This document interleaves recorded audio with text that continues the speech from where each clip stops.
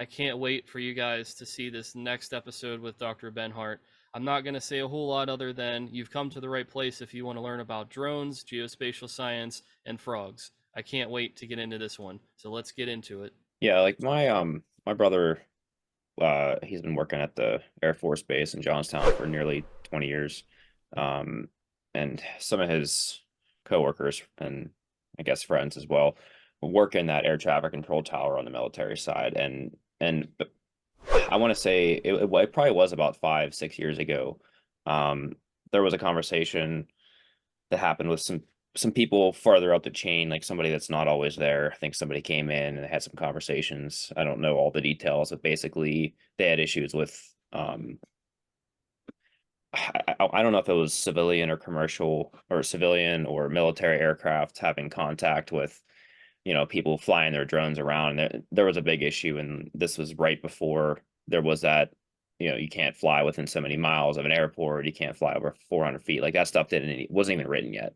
So obviously Right. there was a need for that. It, I feel like drones can be used in very,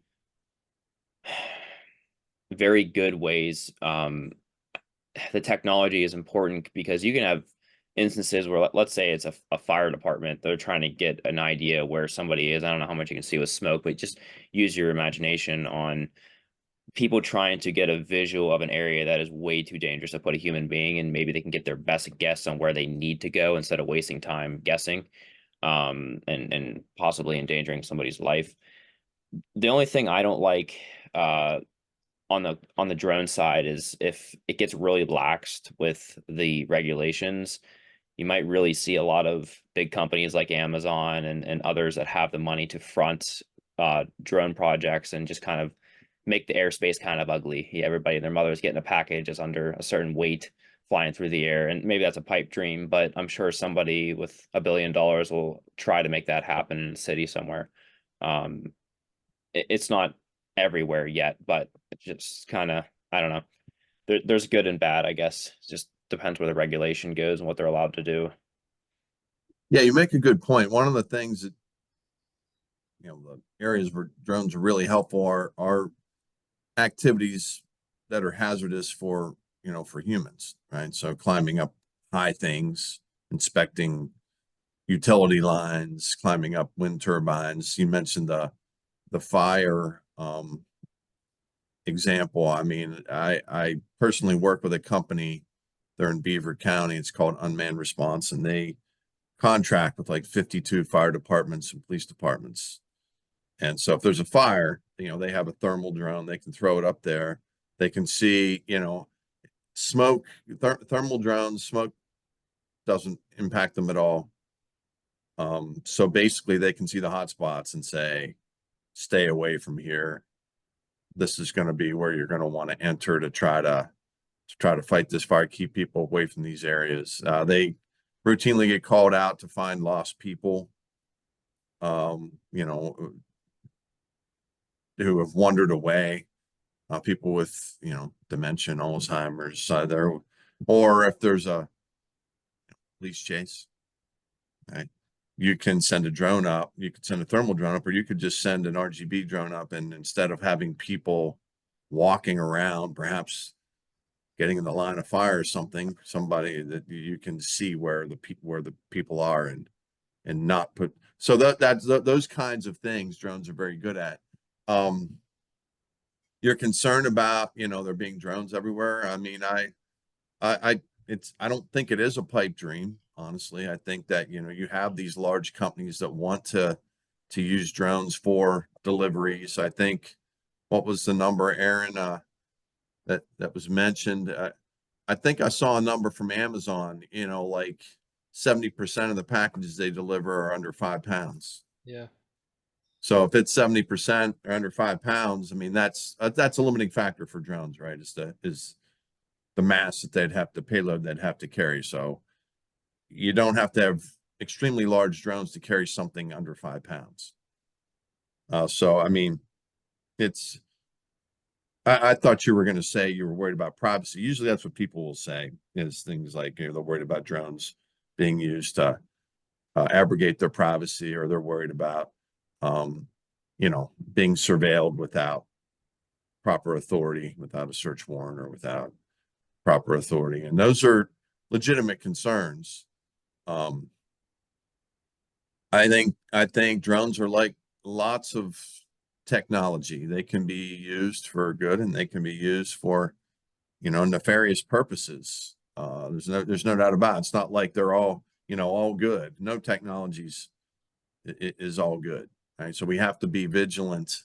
And I say our society, the regulations, and we have to be vigilant about regulations and laws, so that people are not are able to maintain their expectation of privacy, and they're able not to be surveilled with things like facial recognition and things like that. We have to be on guard against that. Honestly, just like we have to be on guard against how the internet's used, or how data from our phones are used. And what did we find out in those instances? Well, large organizations, like you mentioned, were doing things. We didn't know they were doing those things, and it took a while for us to find out. Right. So we want to be, I'm not here to say, drones, yes, they should be used for everything. I think I think they can be very, very effective. I love flying them. I love using them for science. I do know that they can be used for purposes that none of us want them to be. We don't want people flying them around airports, right? And getting in the way of commercial air traffic. Nobody should be doing that, yet people do it. So we have to have those regulations, and we have to be able to enforce them. And one other thing I didn't mention is, the regulations we're talking about are just in effect in the United States. Every country has its own regulations with respect to drones. And so you go to Canada or Mexico or any other country, their regulations are not going to be exactly the same. How does that work if I would go to Canada or Mexico and I want to bring my drone? Do I have to look into it, or do you have to take a test? I don't know. Are you aware of what you have to do out of Well, I'm aware of what you have to do for the EU, and the EU has its own testing system, its own certification system. It's not the same as ours. If I'm going to go and work with a research group and somewhere in the EU, I'm going to have to get certified, EU certified, and I'm going to have to, and my aircraft's going to have to be registered under their system. So I haven't looked specifically. My answer to that question, Aaron, would be, if you're going to a foreign country, you need to research what that foreign country's requirements are very carefully, and not a week before you're going. You don't need to, because you don't know how much time that will take. I've been told that to comply with all the EU requirements, that it takes a couple months. Wow. So I haven't. Keep in mind, I have not actually gone through that process, but I've been told that. And so I would research carefully what the requirements in those countries are, with an expectation that they're going to have requirements, and they're going to probably not be the same as ours, but not be able to not be able to be met instantaneously or in a couple days. Sort of being respectful of other countries' regulations, and understanding that they're probably operating in a similar fashion to us in terms of wanting to have some kind of control on this. So if you're planning on going to a foreign country and utilizing drones, I would strongly suggest doing that research, finding out what the process is, and doing it sooner rather than later before your travel to those places. Yeah. Well, why don't you tell us where you think that the drone industry is going? We've talked about in class, but I think it'd be cool to share with the audience here. We've talked about like roofing and agriculture and cinematography, all these different things. Yeah, sure. I mean, again, this is my opinion. I think it's based on on some information that I know about, but basically right now we're really at the front edge of the use of drones for many different things, right? I think the biggest early use of drones was for photography and videography. I don't think there's any question about that. So, subject to the same regulations, but a lot of people really liking the ability to get a perspective from the sky and to be able to provide that footage for myriad purposes. Okay. Where I think a lot of the expansion is going, and of course that'll continue. You can't watch a TV show or a news broadcast or even a commercial without seeing drone footage. It's I watch all these different shows, shows of all different types. I was watching American Idol with my wife last night. I don't know if every segment started out with drone footage of these different places where they were doing auditions and things like that. I was struck at how much. So there's that's already fairly well penetrated, and I think it will continue to grow. But in my area, so mapping and surveying, my initial interest in drones was as mapping devices to acquire spatial data. I think that's going to expand tremendously. When you mentioned deliveries and inspections, right now, because of the line of sight rule, drones aren't being used to deliver much of anything. There are some test areas. It's really not being done. That's going to expand. I think that's going to expand. The other thing I'll say, I think in the United States, we're preparing to go beyond line of sight for drones. When that happens, of course, that's going to open up a lot of the growth of a lot of sectors, right? Not just deliveries, but emergency response, inspections for things like utility lines, pipelines, right? Once you can go beyond line of sight, it's going to be so much more efficient to do that, right? Rather than having to fly a segment, fly a segment. It's going to, when it becomes more efficient, and of course, that's where the remote ID comes in.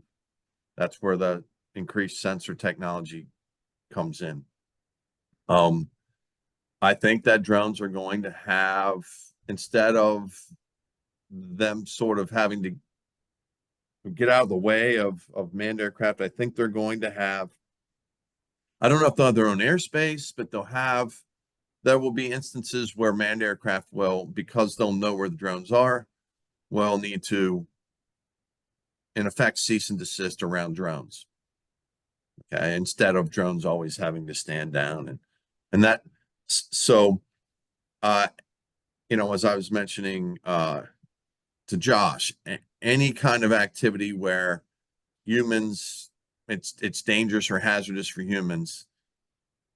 That includes roof inspections, tower inspections, and turbine inspections, law enforcement, gaining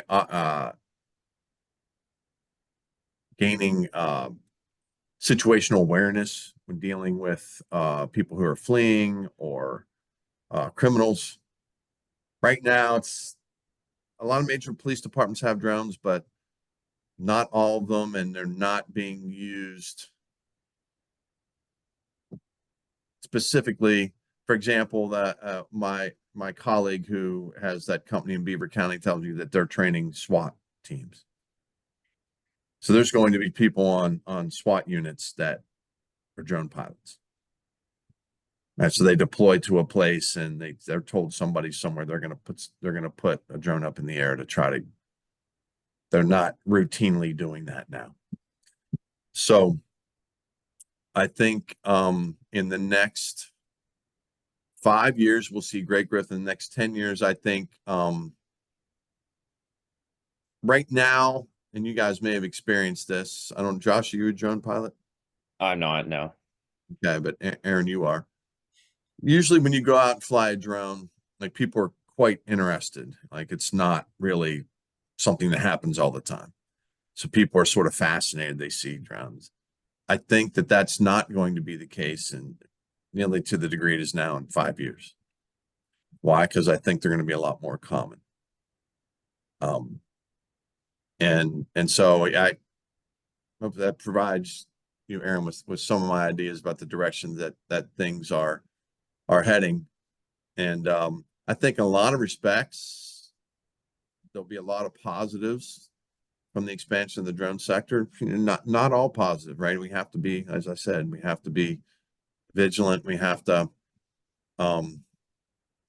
but so in mapping and surveying, I think it'll grow a great deal. Deliveries, I think it'll grow a great deal. Inspections, certainly, sending people up on high roofs or steep roofs, in addition to the towers and utility lines. And then emergency response, I think will also grow a great deal because of the things I said, keeping people out of harm's way, the ability to find people or find the hot spots on buildings for fires and things like that. I mean, that's once people see that, it's really a no-brainer, right? We hear about these fires where you got firefighters who die trying to fight these fires. Of course, that's not going to be totally ameliorated, but it's going to be a situation where they're going to be able to, when people understand there's technology out there that's going to allow us to see where the dangerous parts of the building are. That's technology people are going to want to have. Yeah, so I think you're right about the whole 5 years. I know it's just might be a slightly random number, but I think you're spot on. And part of the reason I think that's right is I imagine that the drones themselves are getting cheaper. Prior to the regulations we talked about, in order to achieve whether it's a speed, a camera quality, whether it's payload capacity, I feel like they're smaller. That they've improved the technology that can make them more compact to do the things they need to do. And they're readily available. You can take $1,500, walk into Best Buy and walk out with a drone. And not to knock anybody who flies drones, to do basic flight, most people can figure that out. I mean, I'm not saying they're going to be some, Steven Spielberg here filming stuff, but they can learn how to fly a drone. And just with how easy and commercialized it is, I feel like that's going to really drive. And then once you have regulations, maybe alter in the favor of the every Joe Schmo, whatever you want to call it. Yeah, I think that would explode the availability of it. And now, I mean, $1,000, everybody's cell phone's $1,000. So what's $1,000 for a drone with how people spend money? So I think you'll definitely see that. Yeah, and Aaron knows. The only thing I would add to that is, if you want to make money flying a drone, you have to be Part 107 certified by law. And that's one of the things that holding some people back. Not everybody. Again, you might say, how would anyone find out if I'm making money doing it? I don't know. But you can try and do it. But yeah, I agree with you about the evolution of the technology, right? Sensors are getting smaller. Cameras are getting smaller. The other sensors are getting smaller, which means smaller drones can carry them, which means that you don't have to have these huge, expensive drones to have certain types of sensors on them.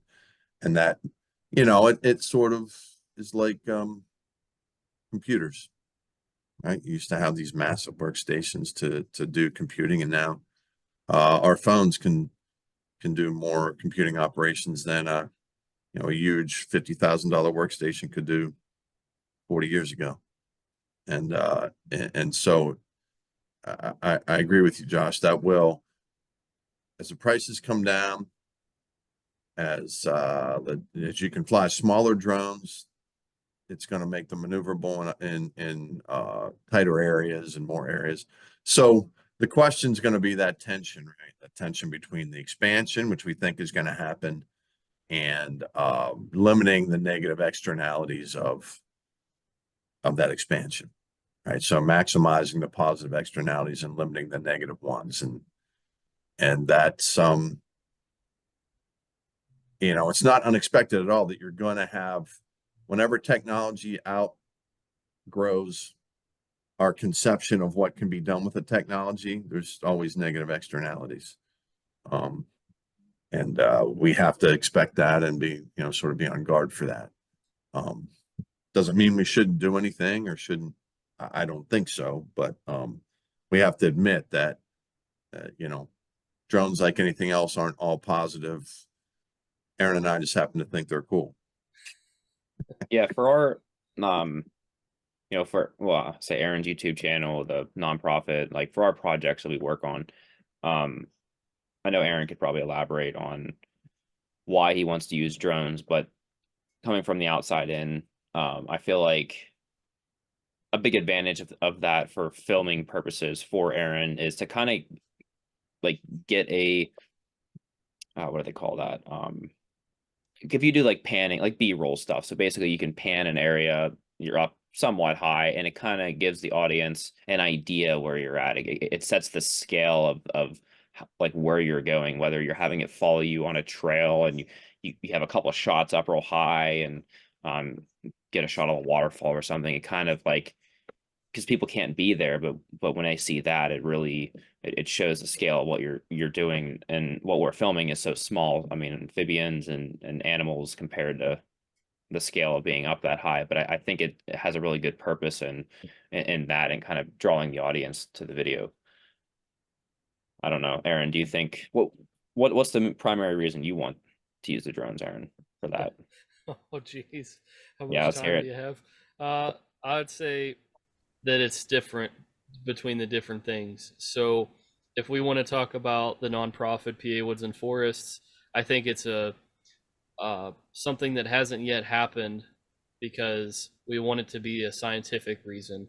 We want to have, like Dr. Benhart is so interested in surveying, I want to show a habitat with its GPS coordinates, the actual location of the GPS coordinates.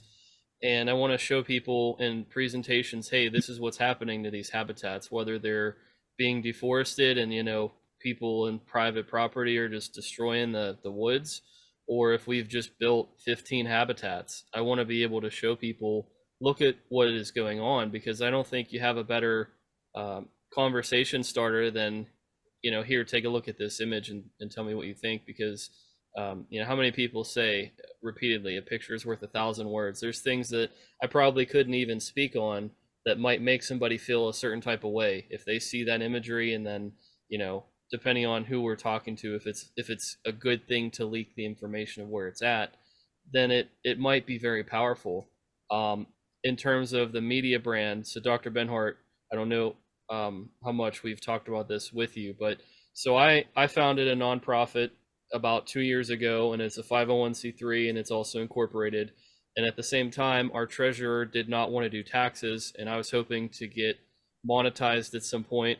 So I said, okay, I'll take the Instagram and the YouTube channel and make it something different, so that way I could afford to, at some point, feed my animals, maybe cover gas, and maybe pay my friends, and just build this up. Because I'm talking about really niche things, right? Like drones, and then surveying, and frogs, and insects and stuff. So we're not going to get the millions of people that are on gaming or that are doing real estate. We're going to build an audience, and it's going to be people that care about what we're doing.